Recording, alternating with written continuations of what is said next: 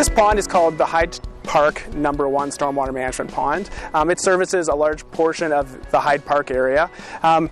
We were having a lot of difficulties with the outlets for the pond being filled in by the beavers, and approximately over the last 3 years this pond hasn't functioned correctly. So this pilot project is a great way to ensure that this pond is functioning as it was designed.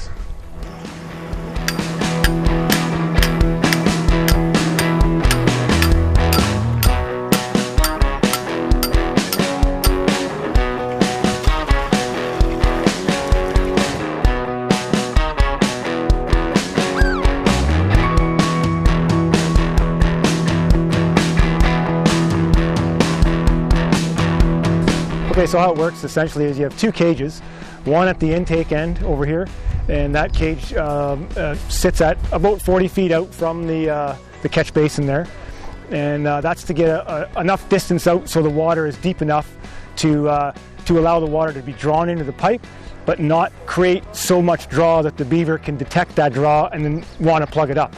So the idea is basically we cut a hole in the cage on the intake side, put the pipe in. We're using 12-inch double wall pipe here, and then we couple them together and tie some bricks on the top so it will sink, and then it'll attach into the outflow cage here, which is around the catch basin. There is a floor of that cage on the bottom of that cage there around the catch basin, so the beaver can't get underneath it.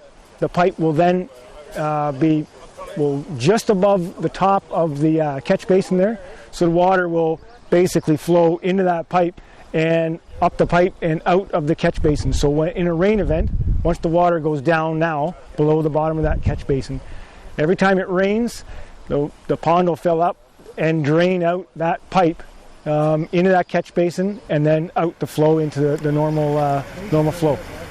Well, I've been involved with animal issues with the City of London for a long time, 10 or 11 years now, and learning how to live with wildlife is very important to me. It's something that animal welfare and animal activist groups have been concerned about, and so it's good to see a way the city and the Upper Thames together working to create a situation where we can live with wildlife and not in conflict with wildlife, because that's the important thing. They're here, they should be here, we enjoy having them here, and we're learning to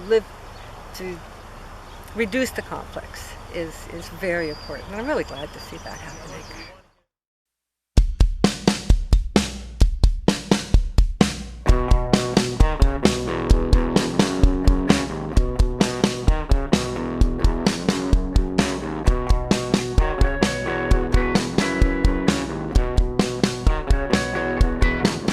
Exciting.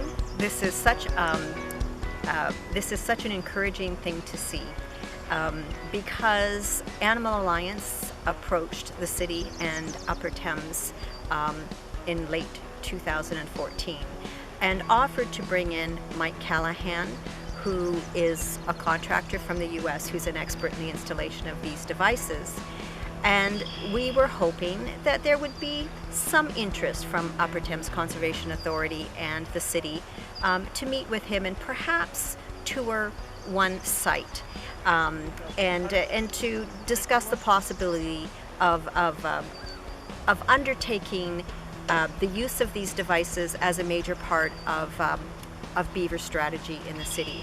And what happened was way more than we ever dreamed. The generosity of staff from the Upper Thames Conservation Authority and the generosity of the staff from the City of London really was very reassuring.